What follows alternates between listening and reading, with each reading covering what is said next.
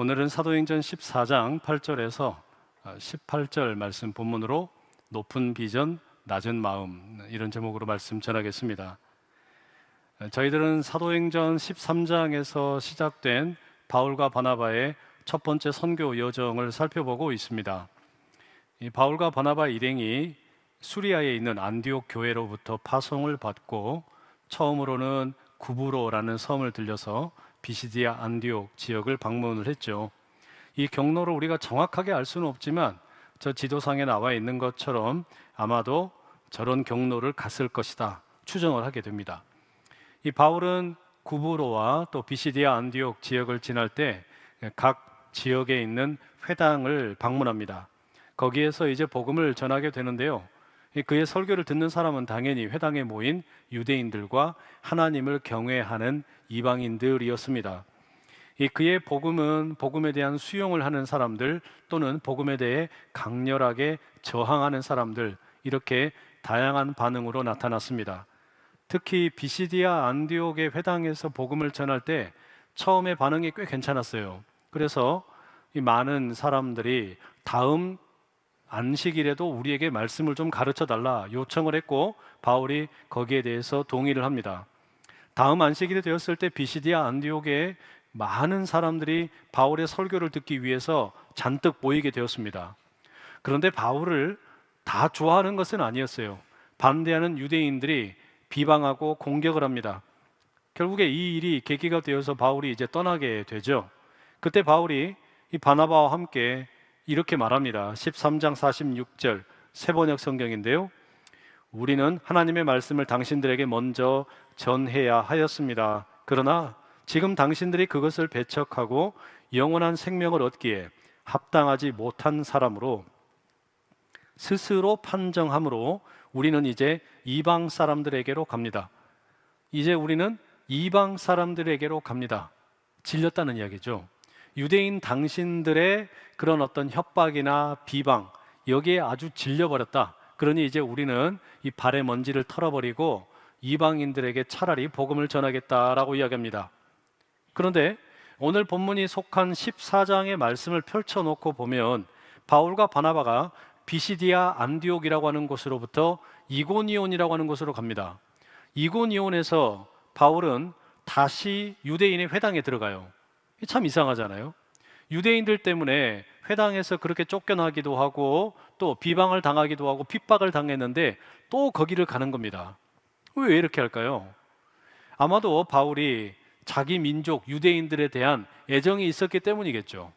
아무리 미워도 아무리 저 사람들이 나를 핍박을 해도 같은 민족이니까 저들이 먼저 예수님을 좀 만났으면 좋겠다, 이런 마음을 가지고 바울이 복음을 그들에게 전하려고 했던 것이죠. 이런 바울의 마음은 로마서를 기록을 할 때도 고스란히 담겨 있게 됩니다. 바울의 이런 모습 보면서 우리 민족도 좀 생각을 하게 됩니다. 여름을 맞이해서, 아니 이전부터 저희 교회에서도 세계 여러 곳에 단기 선교팀이 나가기도 하고 또 이제 나갈 예정입니다.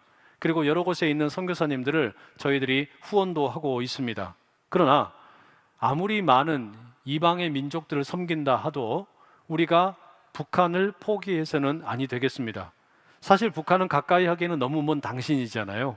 그럼에도 불구하고 하나님께서는 북한을 우리에게 맡기셨습니다. 같은 민족이니까 너희들이 저들에게 복음을 전하라, 한 민족이니까 그렇게 하라, 하나님께서 주시는 마음이 있다는 말이에요. 아마 바울도 그랬던 것 같습니다. 14장 앞부분을 보게 되면 바울과 바나바가 이고니온의 그 회당을 중심으로 열심히 복음을 전합니다. 감사하게도 허다한 유대인과 헬라인들이 복음을 믿게 됩니다. 하지만 역시 이곳에서도 믿지 않는 유대인들이 꽤 많습니다. 더욱이 이들은 아주 마음이 완악하여서 이방인들까지도 바울에 대해서 악한 마음을 품도록 선동을 합니다. 바울과 바나바에 대해서 이처럼 선동을 하는 이유가 뭐겠어요? 십자가에 못 박혀 죽은 예수가 메시아일 수 없다라는 자신들만의 신념 때문입니다. 그럼에도 불구하고 바울이 3절에 의하면 이고니온에서 오랜 기간 머물렀다라고 되어 있습니다. 아마도 한 서너 달은 핍박과 비방이 있었지만 거기에 있으면서 하나님의 말씀을 증거하기도 하고 은혜의 능력으로 여러 사람들을 치유하는 일도 있었던 것 같습니다. 그런데 이와 같은 바울의 사역에도 불구하고 이 지역에, 이고니온 지역 가운데 유대인들의 방해가 점점 더 심해집니다. 그러다가 결국에 이제는 이 도시 전체의 주민들이 둘로 나눠지게 되었어요. 한패의 사람들은 유대인을 따르고 또 다른 사람들은 바울과 바나바를 따르게 된 겁니다. 도시가 복음 때문에 양분되었습니다. 특별히 바울을 반대하는 유대인과 헬라인들이 이제는 그냥 있는 게 아니라 직접적인 행동을 가합니다. 바울과 바나바 일행에 대해서 돌로 치려고 했습니다. 테러를 감행하려고 했다는 이야기예요. 하는 수 없이 바울과 바나바 일행이 도망을 가게 되었습니다. 루가오니아에 있는 두 성인 루스드라와 더베라고 하는 곳으로 피신을 가게 되었습니다. 이고니온에서 루스드라라고 하는 곳까지는 약 하루길 정도 걸린다고 알려져 있습니다. 이 바울 일행이 처음 루스드라에 도착을 해놓고 보니까 회당이 없습니다. 그래서 바울은 거기에서는 이제 길거리에서 복음을 전하게 되었습니다. 이어지는 더베 지역의 기록도 보면 회당에 대한 언급이 없습니다. 그러니까 루스드라와 더베라고 하는 곳에서 아마도 바울 일행이 처음으로 이스라엘의 하나님에 대해서 전혀 모르고 예수님에 대해서도 전혀 모르는 사람들에게 복음을 전하게 되었던 것 같습니다. 그러면 이방인들이 이와 같은 복음에 대해서 어떻게 받아들였을까요? 8절의 말씀 우리 함께 같이 읽어보겠습니다. 시작. 루스드라에 발을 쓰지 못하는 한 사람이 앉아 있는데 나면서 걷지 못하게 되어 걸어본 적이 없는 자라. 이 8절 이하의 내용을 보면 이 바울과 바나바 일행이 길거리에서 태어나서 한 번도 걸어보지 못한 장애인을 만나게 됩니다. 이 이야기는 우리가 사도행전 3장에서 보았던 것과 아주 유사한 이야기입니다. 베드로와 요한이 예루살렘 성전을 올라가다가 그 성전 미문에 앉아있는 장애인을 만났잖아요. 그것과 아주 비슷합니다. 바울과 바나바 역시 태어나서 한 번도 걸어보지 못한 사람을 만난 거예요. 베드로도 그랬고 바울도 그랬고 이 장애인을 주목해서 봅니다. 아주 면밀하게 관찰했다는 이야기입니다. 그리고 바울이 명령을 합니다. 일어나 걸어라. 그랬더니 베드로의 경우처럼 이 바울의 말을 듣고 이 사람이 일어나서 뛰어다니게 됩니다. 이 이야기에는 물론 둘 사이에 차이점도 있습니다. 사도행전 3장에서는 걷지 못하는 사람이 걷게 되고 하나님을 찬양하자 그 주변에 예루살렘 성전에 모여있던 사람들이 심히 놀라게 됩니다. 깜짝 놀란 거예요. 그리고 그렇게 놀란 사람들이 베드로를 주목을 하니까 이 베드로가 그 사람들을 향해서 말을 하죠. 여러분, 나를 주목하지 마십시오. 이것은 예수 그리스도를 통하여 나타난 능력입니다. 복음을 증거합니다. 이 반면에 사도행전 14장의 군중들은 유대인들이 아닙니다. 이방인들입니다. 헬라인들이에요. 그래서 이 사람들은 이제 자기들 눈앞에 펼쳐진 이 기적, 치유의 사건을 어떻게 이해해야 할까? 아마 자기들이 가지고 있는 종교적인 이해를 바탕으로 해석을 하려고 했을 겁니다. 그래서 11절에 보면 그 사람들이 이렇게 소리를 지릅니다. 함께 읽어볼까요? 11절 시작. 무리가 바울이 한 일을 보고 루가오니아 방언으로 소리질러 이르되 신들이 사람의 형상으로 우리 가운데 내려오셨다 하여. 이 루스드라의 사람들이 바울과 바나바를 신이라고 생각을 했어요. 하늘에서 내려온 천상의 존재라고 생각을 하는데 바나바를 가리켜서 그리스 신들 중에 우두머리인 제우스라고 생각을 했고 바울은 말을 하는 사람이니까 제우스의 전령인 헤르메스라고 생각을 했습니다. 그리고 이어지는 13절 말씀에 보면 아마도 시민들이 그 현장에 없었던 제우스 신당의 제사장에게 연락을 취했고 그 제사장은 여러 마리의 황소와 화환을 가지고 와서 성전 앞에서 온 백성들과 함께 이 바울과 바나바에게 절을 하며 제사를 드리려고 했던 겁니다. 여러분, 이 루스드라 사람들이 왜 바울과 바나바에게 이와 같은 행동을 했을까요? 그냥 저 사람들이 기적을 행하니까 놀라운 이적을 보여주었으니까 신인가 보다라고 생각을 해서 그렇게 했을 수도 있겠죠. 그런데 이 지역에는 그리스 신화 가운데 아주 이와 관련된 이야기가 한 토막 전해지고 있습니다. 올림포스 왕좌에 앉아서 세상을 다스리는 이 제우스가 가만히 보니까 어느 날인가 사람들에 대해서 궁금증이 생겼어요. 과연 내가 다스리고 있는 이 인간들이 선량하고 착한가라는 궁금증이 생긴 겁니다. 볼품없는 남루한 어떤 그 여행객들이 찾아가도 사람들이 잘 환대해주고 선하게 대해줄까, 이게 궁금했어요. 그래서 제우스가 자기 전령인 헤르메스와 함께 사람의 모습으로 변신을 합니다. 그리고 이제 사람들이 살고 있는 땅으로 내려가게 되죠. 이들이 도착한 곳이 어디냐면 현재 튀르키예의 프리기아 지방입니다. 이 프리기아는 우리가 읽고 있는 사도행전 14장에 루스드라, 더베 인근의 지역이 아닐까라고 생각을 합니다. 이 땅에 도착을 했을 때 이미 해가 저물었고요, 저녁 시간이 되었습니다. 그래서 제우스와 헤르메스는 아주 지친 여행객의 모습으로 여기저기 집을 돌아다닙니다. 하룻밤만 우리를 좀 재워주십시오, 이제 간청을 하는 거죠. 그런데 이 동네 아무도 이 두 사람을 환영을 해주지 않습니다. 다 그냥 문전박대를 하는 겁니다. 그러다가 동네 끝자락에 있는 자그마한 오두막집을 가게 되는데 여기에서 제우스와 헤르메스가 이제 환영을 받게 됩니다.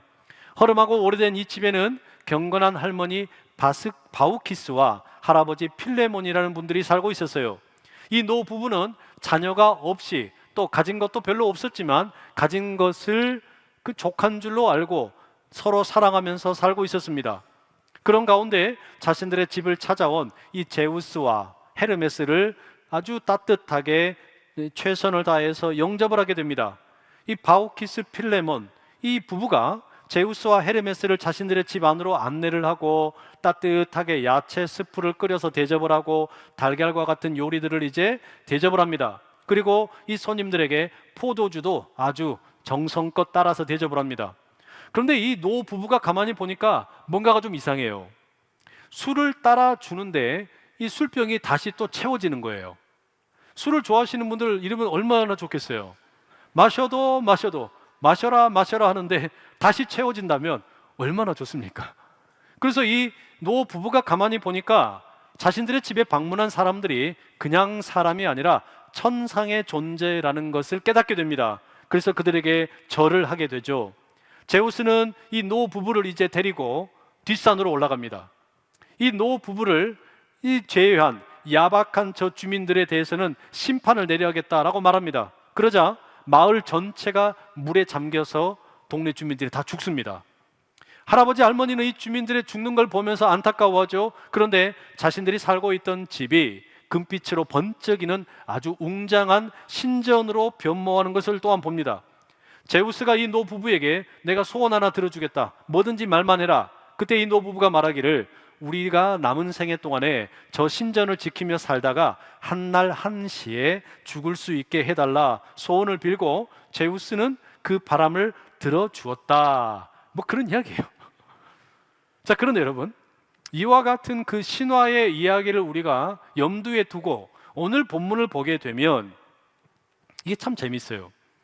바울과 바나바가 태어나서 한 번도 걷지 못하던 사람을 고쳐줬잖아요. 이걸 보고 그 동네 주민들이 다 난리가 난 거예요. 서로 루가오니아 방언으로 떠듭니다.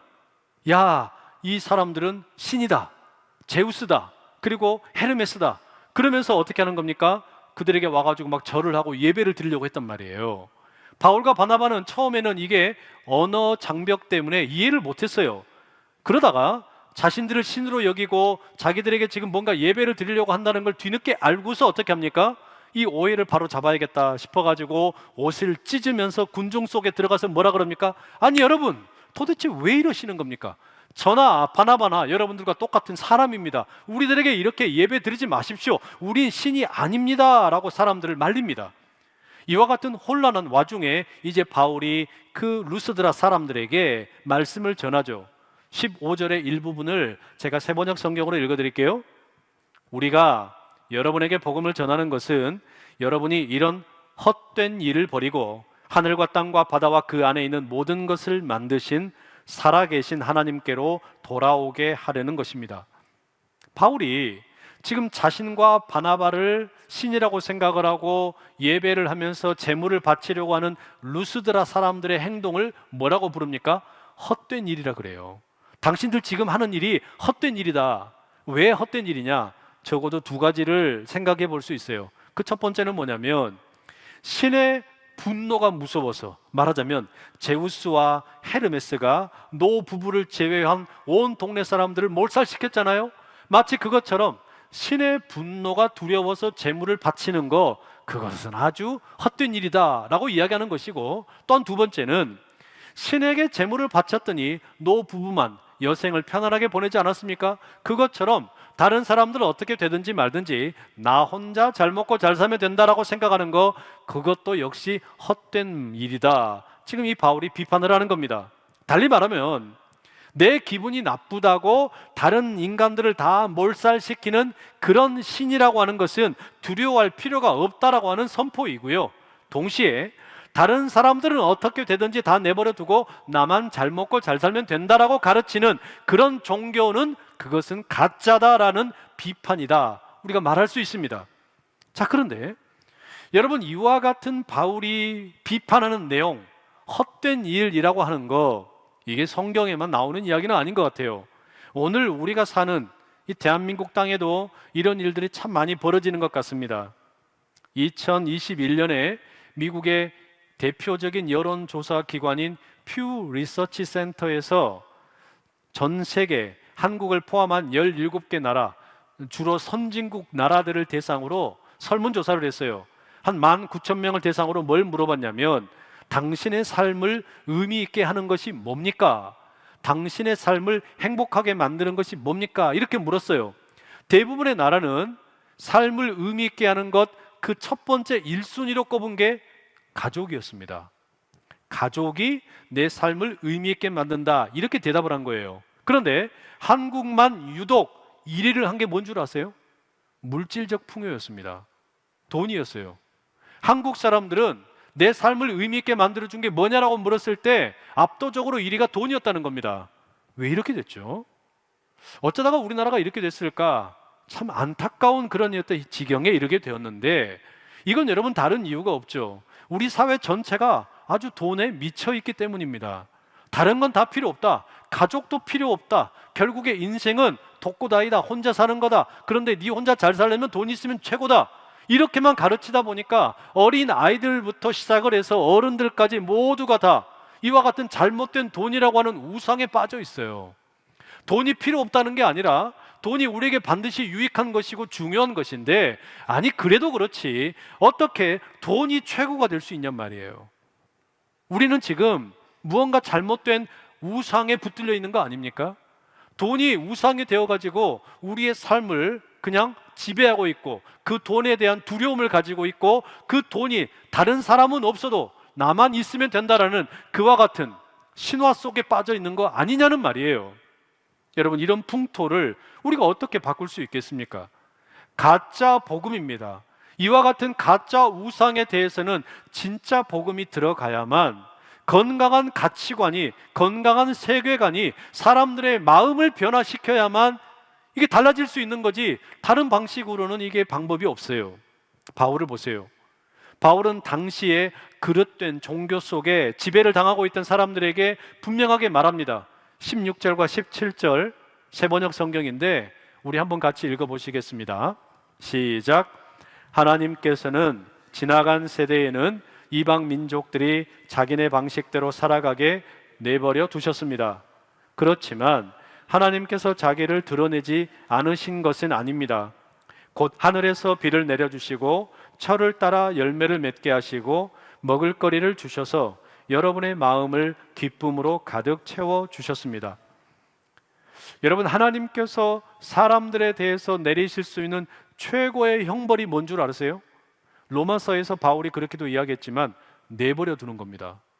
사람들이 자기들 멋대로 살도록 내버려 두는 거, 이게 여러분 하나님이 인간에 대해서 내릴 수 있는 가장 무서운 형벌입니다. 우리는 우리 마음대로 살도록 내버려 두면요, 어디까지 망가질지 알 수 없을 만큼 부패하게 됩니다. 인간이 그래요. 이렇게 이방 민족들이 자기 방식대로 내버려 뒀더니, 그렇게 살아가도록 내버려 뒀더니 이 이방 민족이 우상을 숭배하게 되고 하나님을 모르고 살았어요. 그런데 바울이 여기다가 뭐라고 이야기하냐? 여러분들이 명백하게 하나님을 모르고 산 것 같지만, 그러나 하나님께서는 결코 자기를 완전히 숨기신 게 아니라는 겁니다. 하늘에서 비를 내려주시는 거, 철을 따라서 과일의 열매가 맺게 하시는 거, 또 먹을거리를 주시는 거, 그렇게 해서 사람들의 마음을 기쁘게 하시는 거, 이 속에 창조주 하나님의 흔적이 다 있다라는 겁니다. 바울은 이와 같은 이야기를 로마서 1장 20절에서도 분명하게 말한 적이 있습니다. 창세로부터 그의 보이지 아니하는 것들, 곧 그의 영원하신 능력과 신성이 그가 만드신 만물에 분명히 보여 알려졌나니 그러므로 그들이 핑계하지 못할지니라. 나는 하나님에 대해서 한 번도 들어본 적 없다. 예수님에 대해서 한 번도 들어본 적 없다. 그러니까 나는 이 복음에 대해서 몰랐기 때문에 구원을 못 받는다라고 그러면 원망스럽다. 이야기할 수 없다는 거예요. 왜? 이 속에 우리가 살고 있는 이 세상 가운데 창조주 하나님의 흔적이 너무너무 많다는 거예요.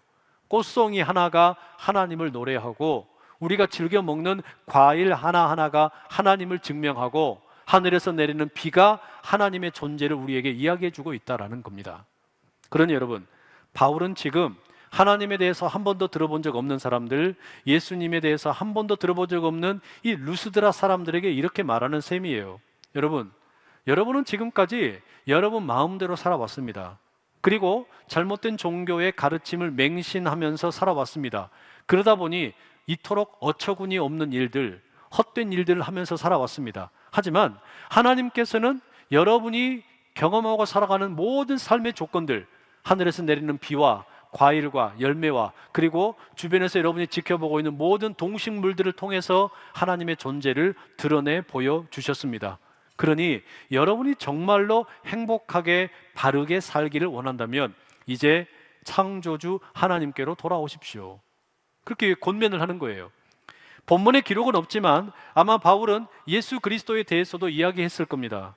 우리를 살리시기 위해 예수님께서 이 땅에 오셨고, 그분이 우리 인생의 죄를 대신 짊어지시고 십자가에서 죽으셨고, 하나님께서는 그 예수님을 죽은 자 가운데서 사흘 만에 다시 부활케 하셨는데, 바로 이 부활의 능력이 태어나서 한 번도 걸어본 적이 없는 이 사람을 일으켜 세웠다고.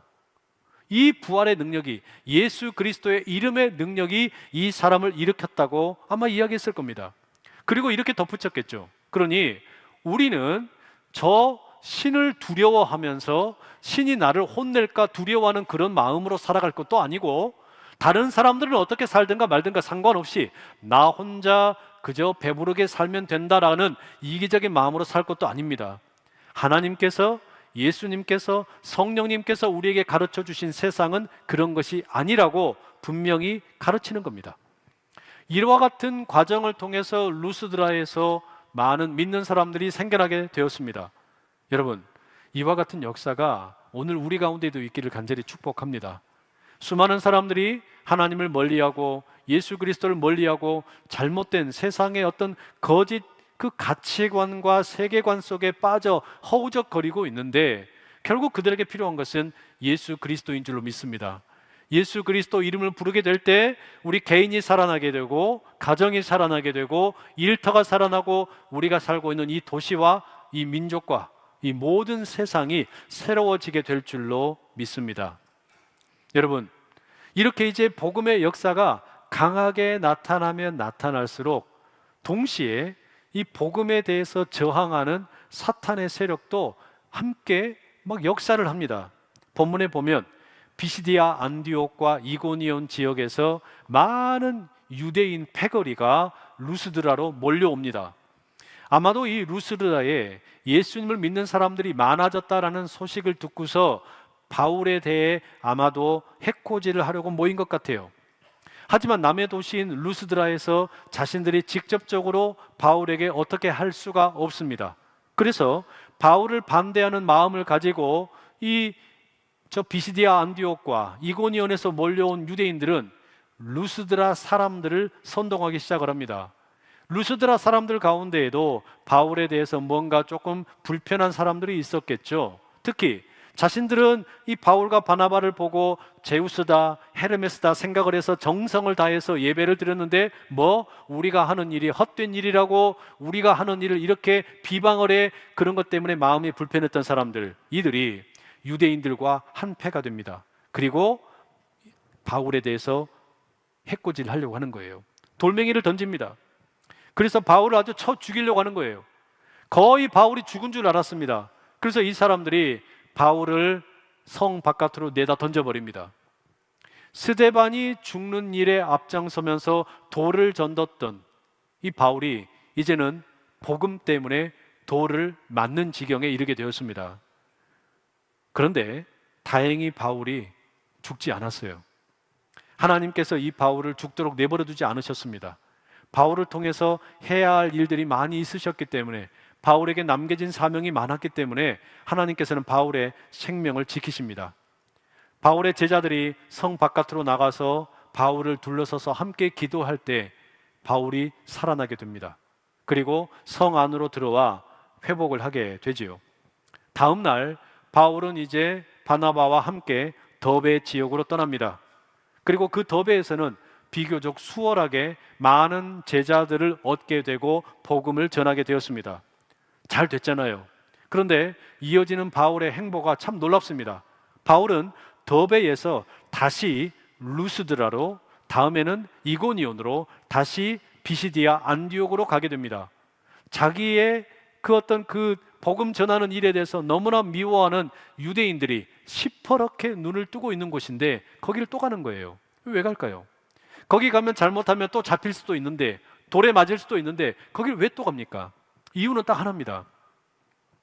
루스드라도, 이고니온도, 비시디아 안디옥도 바울의 복음을 듣고 예수님을 믿게 된 사람들이 있었기 때문이에요.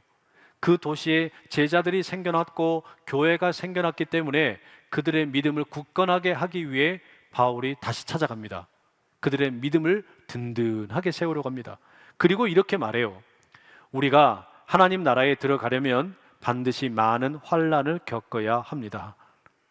이후에 바울은 이제 그 각 지역의 교회에 장로들을 세웁니다. 금식을 하면서 기도하고 이제 처음 파송을 받았던 수리아 안디옥 교회로 돌아오게 됩니다.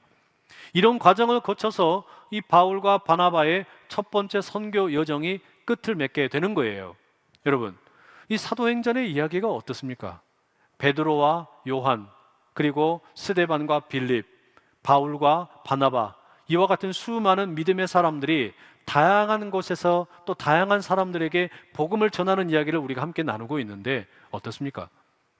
이 사도행전을 읽어보게 되면 예수님의 제자들이 아니더라도 기적을 행하거나 마술을 행하는 그런 능력을 가진 사람들이 꽤 나옵니다. 예를 들면 사마리아에서는 빌립이나 베드로나 요한이 만났던 마술사 시몬이라는 사람이 있었어요. 또한 구브로에서는 이 바울과 바나바가 만났던 거짓 선지자이자 마술사였던 바예수 혹은 엘루마라고 불리우는 사람이 있었습니다. 이 사람들도 나름 능력이 있었어요. 귀신이 준 능력인지 어떤 능력인지 모르지만 이 능력을 가지고 종종 기적을 행하기도 했습니다. 여러분, 겉으로 드러나는 모습은 똑같아요. 그러니까 이 마술사나 또는 어떤 기적을 행하는 사람들이나 이 예수님의 제자들이나 똑같이 병든 자를 고쳐주기도 하고 또는 기적을 행하기도 했다는 이야기예요. 그러면 이 두 그룹 사이에 무슨 차이점이 있었을까요? 다른 게 아니에요. 예수님의 제자들은 그 기적이나 마술을 어떤 자기들의 능력을 과시하는 것으로 뽐내지 않았습니다. 또는 어떤 부나 권력이나 지위를 얻기 위해서 이런 어떤 능력을 드러내려고 하지도 않았어요. 오히려 이들은 복음 때문에 위험을 감수하고 핍박을 당하는 것을 당연하게 여겼습니다. 자신들이 하는 일에 주인공이 되려고 하지도 않았고 어떻게든지 하나님을 높이고 예수님을 높이려고 했습니다. 그래서 이 제자들의 사역의 정신을 어떤 간단하게 요약을 한다면 오늘 설교의 제목이 됩니다. 한번 따라해 보시죠. 높은 비전, 낮은 마음. 이 제자들에게는 기본적으로 그 마음이 있었어요. 우리는 높디 높은 비전을 가지고 있다. 그러나 우리는 낮은 마음으로 이 사역을 감당한다. 이게 제자들의 기본적인 태도였습니다. 우리에게 하나님께서 주시는 보배가 있다는 거예요. 기가 막힌 보배가 우리에게 있는데, 그러나 우리는 질그릇과 같은 존재이다. 우리는 너무나 볼품없는 존재이다. 그래서 이 높은 비전이 우리의 것이 아니고 하나님의 것이요 예수님의 것이라는 것을 낮은 마음으로 명확하게 드러내며 나아갔다는 이야기입니다. 성령께서 우리에게도 이와 같은 비전을 주시는 줄 믿습니다. 이 복음이라고 하는 것은 너무나 귀하고도 높고도 높은 그런 비전입니다. 이 비전이 개인을 살리고 세상을 이롭게 하는 겁니다. 루스드라 지역에서 태어나 한 번도 걸어보지 못하는 사람, 그 사람이 어떻게 걷게 되었습니까? 이 비전 때문이었어요. 이 높디 높은 아름다운 복음 때문이었습니다. 그리고 제우스와 헤르메스의 신화 속에 갇혀 살고 있던 루스드라 사람들을 해방시킨 것, 그것은 바로 이 높은 비전, 복음 때문이었다는 이야기입니다. 이러한 과정 가운데 복음 전도자들 왜 유혹이 없었겠어요? 이 높은 비전으로, 이 복음의 능력으로 병자들을 고치고 사람들이 동화되고 감동을 받고, 이런 가운데 이것은 내 능력이라고, 이게 내가 뛰어나서 이렇게 한 거라고 그렇게 말하고 싶지 않았겠습니까? 그렇게 하면 자기들도 얼마든지 잘 살 수 있는데, 대접받을 수 있는데, 그렇게 하지를 않은 겁니다. 오히려 그들은 예수님처럼 우리가 십자가의 길을 가야 한다고, 고난을 당해야 한다고 그렇게 다짐하고 또 다짐하면서 삼위일체 하나님의 뒤에 머물러 있었을 뿐입니다. 예수님께서도 그렇게 사역을 하셨어요.